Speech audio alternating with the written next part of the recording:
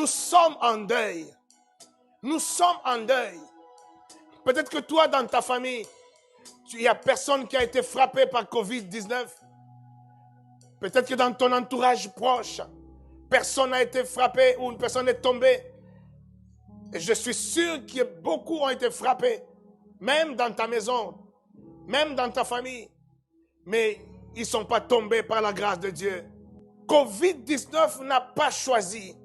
Covid-19 est venu mettre tout le monde d'accord. Il est venu mettre les sorciers d'accord. Il est venu mettre les marabouts d'accord. Il est venu mettre les occultistes d'accord. Il est venu mettre les pasteurs d'accord. Il est venu mettre les chrétiens d'accord. Ça a touché tous les compartiments de la vie. Le deuil est là.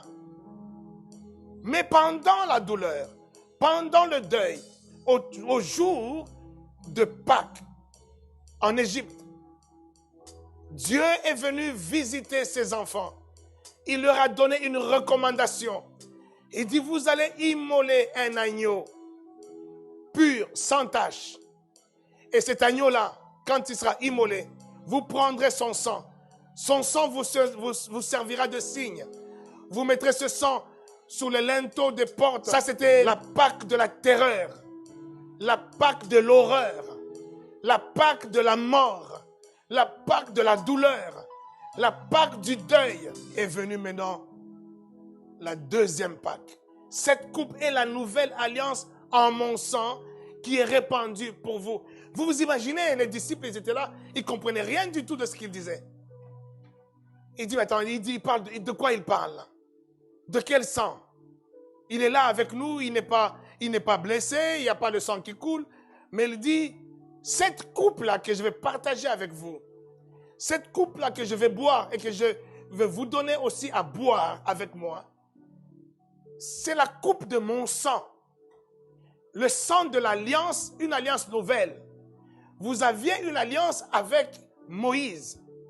Une alliance à la Pâque de Moïse, à la Pâque de vous tous, Hébreux, la Pâque juive. Mais je vous introduis dans une nouvelle alliance. Cette première alliance était par le sang d'un agneau pur, gardé pendant 14 jours, observé et attesté comme étant sans défaut. Mais ce n'était qu'un agneau, ce n'était qu'un animal. Maintenant, aujourd'hui, c'est mon sang. Le sang de celui que vous ignorez. Mais vous ignorez parce que vous n'êtes pas avertis, vous n'êtes pas révélés. Mais cela était déjà dit au travers de ce que vous célébrez tout le temps. Ce qui est l'ombre des choses qui s'accomplissent aujourd'hui. L'ombre de ce qui est le corps en Christ en moi aujourd'hui. C'est ce que je suis en train de vous dire. Donc je suis en train de vous donner cette coupe-là. C'est mon sang. Moi je serai immolé. Moi qui suis un agneau pur. Plus pur qu'un animal. Mais je suis un agneau pur de Dieu. Dieu lui-même m'a observé. Dieu lui-même m'a donné un corps. Il m'a observé pendant 33 ans. Et je suis pur à ses yeux. Et c'est pour cela que vous avez vu que le jour où j'étais aux eaux de baptême, et l'envoyé de Dieu, le prophète de Dieu, Jean-Baptiste, il s'est écrié en disant, voici l'agneau. Voici l'agneau. Pas un des agneaux de Pâques.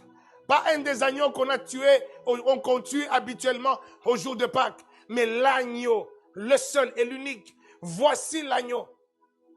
L'agneau pascal. L'agneau qui ôte le péché du monde. Même Jean-Baptiste, en disant cela, il ne réalisait pas la portée de ce qu'il est en train de dire.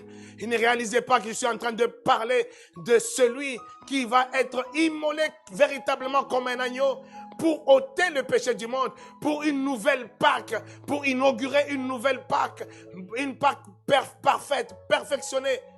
Pas une Pâque des boucs et des moutons, mais une Pâque de Dieu lui-même. Ce sang a été versé il y a 2000 ans. Pour les disciples, ce sang n'était même pas encore versé. Il sera versé quelques jours après. Mais il disait déjà, je donne à ce que vous allez boire la nature de mon sang. Et quand vous le boirez, sachez que c'est du sang que vous buvez.